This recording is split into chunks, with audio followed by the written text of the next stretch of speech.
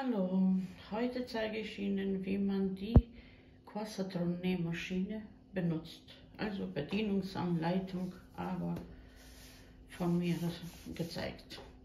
Wir haben hier hinten einen Knopf, das ist zum Licht einschalten. Hier. Da schaltet man Licht ein. So, und wir starten. Ich habe die Nähmaschine eingefädelt, vorbereitet, diese Teile reingeschoben und dann starten wir an. Wie man sieht, man hat hier 4 Räder, damit 5 mit dem, und hier haben wir auch Fußdruck, also wir fangen von oben. Das ist die Fußdruckeinstellung. Man kann sie weniger oder mehr machen. Dann hier ist zum Einspulen oder Aufspulen, und bei Aufspulen muss man darauf achten, hier ist Rad im Rad.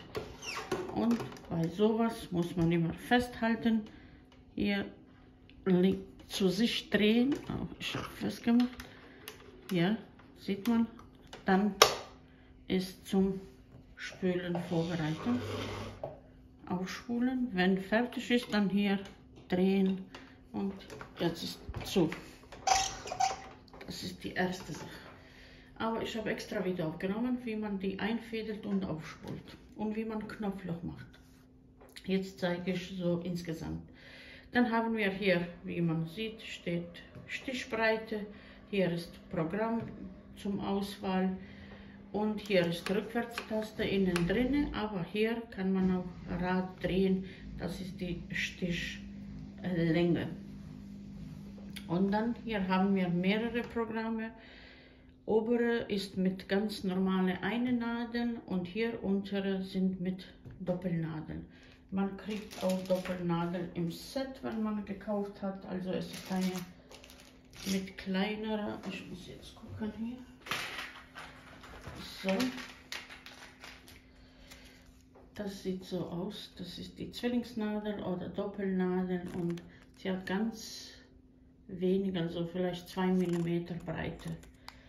Das muss man auch beachten, wenn man das macht, also diese Programme mit Zwillingsnadel macht. Wie man hier sieht, grün, grün, grün, hier grün, das ist für Knopfloch, hier ist gelb, das sind die Programme. Dann hier weiß, das sind die Programme, und so, guck mal, hier ist auch gelb, Beispiel bei gelbe immer die Stichlänge auf 5 stellen, aber man kann das alles ausprobieren. Wir fangen jetzt los, also und hier, das ist die Fadenspannung. Und das müssen Sie richtig gut beachten, wenn Sie erstmal alles eingefädelt haben. Guck mal, bei mir ist jetzt auf 2. Normalerweise ist es zwischen 3 und 5.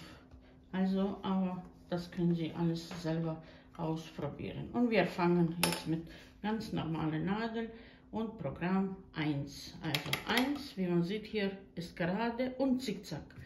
Wenn man jetzt auf die Stichbreite 5 lässt, dann ist das Zickzack. Aber ich mache jetzt eine Nadel hoch. Aber jetzt, wenn man auf 0 stellt, dann ist gerade Stich. Mittige, gerade Stich. So, Nadel unten, drehen. Und jetzt, hier kann man bei gerade Stich auch weniger Stichlänge machen, so dass das natürlich besser und fester ist. Gut, das kann man auch natürlich auch bei Zickzack machen. Beispiel auf 2. Ja, aber hier müssen wir dann auf Beispiel 3 machen. Und dann ist Zickzack mit anderer Breite und anderer Länge. Das sieht dann so aus. Ich mache jetzt ein bisschen Kamera nach vorne, dass Sie das besser sehen. So. Also jetzt ist weniger. Wenn das zu zu locker ist, was ich hier jetzt gerade sehe, dann machen Sie immer ein bisschen Fadenspannung fester. Bei Fadenspannung spielt immer eine große Rolle bei Einfädeln immer den Nähfuß hochhalten. Okay, Zickzack haben wir gezeigt. Jetzt machen wir, also das ist alles 1 Zickzack, 1, dann haben wir Nummer 2. Nummer 2 ist dreifache, also in eine Richtung dreimal, in zweite auch dreimal. Es ist trotzdem Zickzack. Das machen wir hier auf 5, das ist die Stichbreite und lassen wir hier auf 3 Stichlänge. Und jetzt in eine Richtung dreimal, in andere Richtung dreimal. Bei Drehen Nadel unten lassen, bei Programm wechseln, immer darauf achten, Nadel hochhalten. Okay, jetzt machen wir ein bisschen weniger, das sieht noch schöner aus.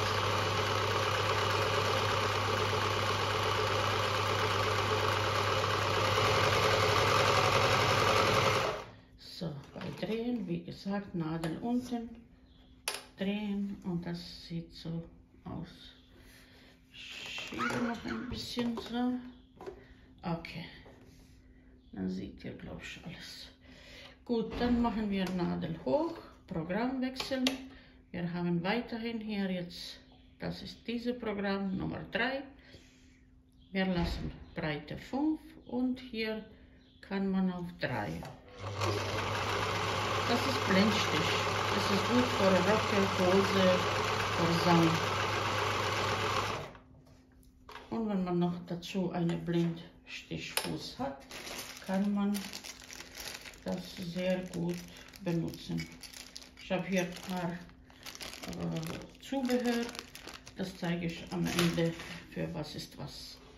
So, machen wir einen Bogen. Das ist ähnlich wie Blendstich, aber ehrlich gesagt, das habe ich jetzt bis jetzt fast noch nie benutzt. Aber man könnte damit vielleicht Handtücher oder Kinderkleidung ein bisschen verschönern.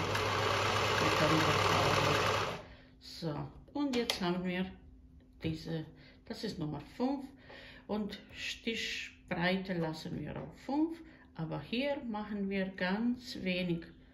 Dann machen wir Beispiel hier auf 1, weil das ist schön, nur wenn so dicht ist. Ich mache jetzt eine auf 1 und dann machen wir noch weniger, dass Sie ein bisschen vergleichen können. So.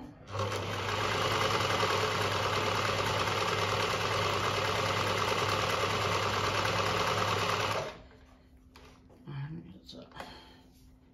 Sehen Sie, wie das aussieht? Das ist jetzt ein bisschen dichter. Man könnte noch ein bisschen machen. Mal sehen. Ja.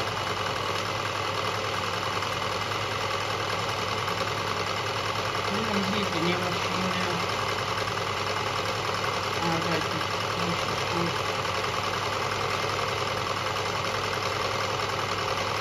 Das kann man auch von Handtücher, Geschirrtücher ein bisschen verschönern. Sehen Sie, wie das schön aussieht. Von unten, ich habe jetzt grün gemacht, sehen Sie noch. Sehr, sehr schön. Okay, dann machen wir Nadel hoch. Und eigentlich, das sind die weißen Programme. Man könnte jetzt auf, jetzt schon die gelbe, aber nur obere. Also alle untere sind mit Doppelnadeln. Jetzt machen wir Nummer 6. Machen wir hier auf.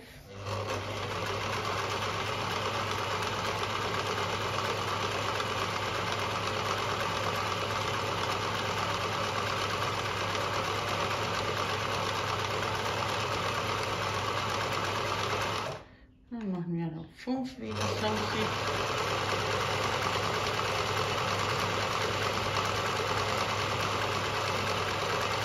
Man muss nichts mehr machen.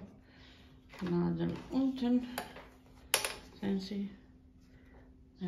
Dichter sieht so aus und dann, wenn nicht, dann so aus. Okay, dann können wir auch, das ist dreifache gerade Stich, dann haben wir dreifache Zickzack, Machen wir dreifache Zickzack jetzt. Nummer, das ist hier.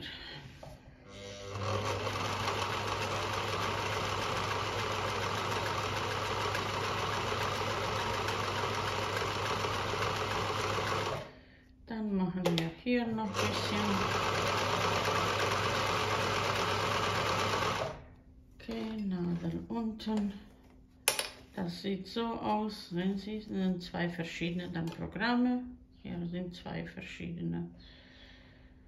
Einmal haben wir dreifache Zickzack, dann haben wir daneben das gemacht. Und jetzt, eigentlich kann man die alle untere mit Zickzacknadeln. Aber dafür brauche ich zwei Garne. Und diese Nähmaschine hat auch für zwei Garne. Hier ist noch eine, hier ist ein Garn, hier zweite. Und man könnte das noch ausprobieren. Aber ich weiß nicht, soll ich das machen oder soll ich nicht. Ich bin jetzt auch selber nicht sicher, muss man das alles zeigen. Aber Beispiel. Das ist ein bisschen, ich habe festgemacht.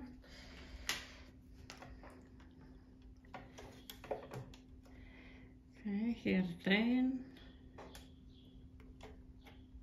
Okay.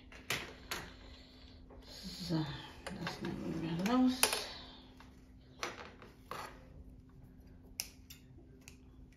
Erstmal, das sieht alles so aus von einer Seite. Dann sehen Sie diese Anfang. Danach haben wir ein bisschen fester gemacht und dann ist alles gut gelaufen. Gut, Nadel raus, Fuß hoch, so. Und dann nehmen wir Zwillingsnadel. Zwillingsnadel sieht so aus, sie hat auch eine flache Seite und eine halbrunde Seite. Und wir schieben, dass diese flache Seite nach hinten geht. Es ist nicht immer der Fall, aber 99% viele Nähmaschinen machen die Nadel so rein. Jetzt brauchen wir noch eine Garn, das muss ich jetzt holen. Ich habe hier keine. Und dann machen wir weiter. Also zwei Garne von oben gleichzeitig einfädeln, alles ganz normal. Und hier über den Nadel trennen, linke und rechte Nadel. Okay, ich habe jetzt andere Garn rangemacht und jetzt habe ich angefangen zu einfädeln. Also hier bis hier. Und wie man sieht, hier hat man zwei Löcher. Jetzt haben wir herausgefunden, wieso zwei. Also eine vor rechte Nadel und eine vor linke Nadel. Und dann weiterhin hier einfädeln. Also da werden sie schon getrennt. Dann machen wir hier rein, hier, nochmal hier. Okay. Hier noch eine. Hier, warte. Ist rausgerutscht. So, beide hier drüber. Und eine auf die linke Seite, eine auf die rechte. So. Und jetzt beide einfädeln. Jetzt bei mir dauert das meistens immer. Aber es sieht gut aus. Eine Garn.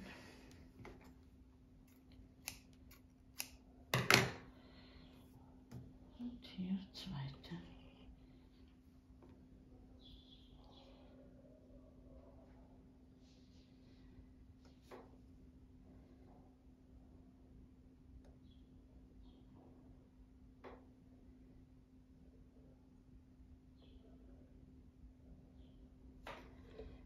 Okay. Das war gut. Okay, jetzt haben wir Zwillingsnadeln und wir starten jetzt nochmal so mit Zwillingsprogramme. Wir machen erstmal hier auf 1, Zickzack, ganz klein Zickzack, Stichbreite klein und die Breite auch klein. Und jetzt erstmal mit Hand einmal, zweimal versuchen, dass man sicher ist, dass das nicht irgendwo schlägt mit Zwillingsnadel. Hier bei Zwillingsnadel kann man nicht drehen, dass die unten bleibt, weil dann dreht sich das alles nicht. Und wie man hier sieht, es funktioniert sehr gut. Dann machen wir jetzt weitere Programm, Beispiel hier. Das ist Nummer 3, das sieht so aus. Mal sehen, bis wie weit kann man, also 5 geht.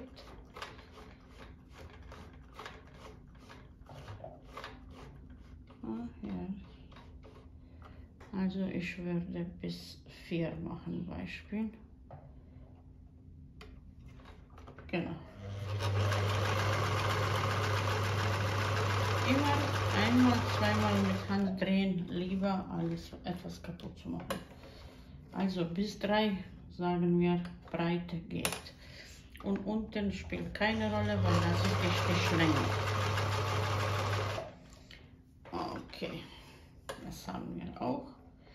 Und jetzt machen wir Beispiel Nummer 6. So. Und dann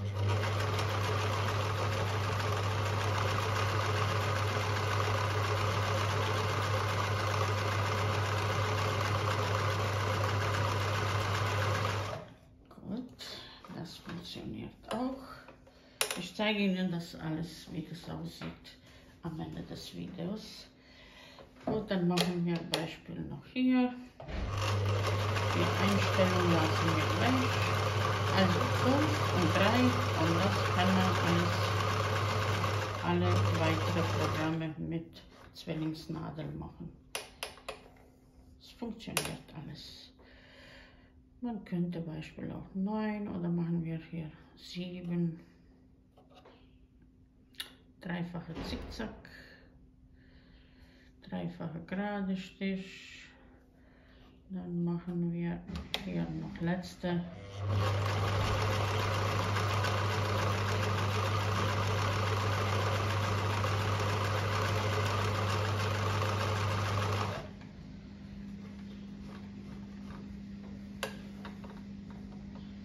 Was gibt's noch? Wir versuchen das. Das ist zu viel. Das ist auch.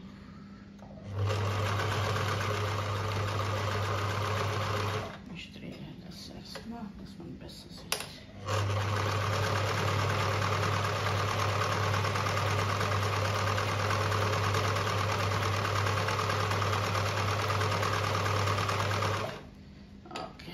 Jetzt zeige ich Ihnen, wie das alles aussieht. Und weil noch 2 verschiedene Garne sind, sieht auch schöner aus. So. Sehen Sie, das ist jetzt alles mit Zwillingsnadeln. Wie man sieht, das sind 2 verschiedene Garne, eine grau, eine dunkellila. Und das sieht so aus. Sehr schön. Und von der anderen Seite. Ja, jetzt sieht man nicht so jetzt größerer Unterschied, aber vorne sieht richtig schön aus. So, was kann man noch sagen über diese Nähmaschine? Also kann man benutzen mit Zwillingsnadeln, mit Knopfloch haben wir gemacht. Ich wollte noch zeigen, so sieht das Fuß vor Knopfloch. Also muss man die ganze hier abschrauben und dann reinschieben. Das ist keine Klicksystem. Dann haben wir hier zum Messen, wie wenn man näht, meistens bei Patchwork, das ist gut. Richtiger Abstand. Dann haben wir hier das dreht man hier und dann haben Sie immer wenn die nähen gerade, also immer der gleiche Abstand, dass nicht links und rechts geht. Dann haben wir hier, das ist eine Platte, die man hier reinmacht. So, hier. Und das benutzt man bei Knopf nähen und sticken. Dann haben wir hier eine, sage ich, Saumfuß oder Tunnelfuß. Sie hat hier einen kleinen Tunnel. Das wird seidene Stoffe und diese ganz normale fließende Stoffe zum Saumen. Dann haben wir hier zum Trennen, Schneiden, Trennen, Knopfloch. Ja, das ist hier, warte, ich habe hier glaube ich eine. Das wollte ich zeigen. Also man muss immer, wenn man das damit schneidet, nicht einfach hier reinschieben und dann, weil es besteht immer Möglichkeit, so, wenn jetzt man nur reinschiebt, besteht die Möglichkeit hinten zu verletzen oder weiter zu laufen. Deswegen immer eine Nadel hier, eine Nadel hier und dann erstmal schneiden. Okay, das haben wir. Dann gibt es noch hier, sehen Sie, wie das Fuß vor, hier, das ist die Reißverschlussfuß, beide links, rechts und Knopffuß. Das sieht so aus. So viel zu dieser Nähmaschine. Ich glaube, ich habe alles gezeigt. Das ist das dritte Video über die Nähmaschine und ich glaube, man kann schon alles gut sehen und ausprobieren. Liebe Grüße, bis zum nächsten Video.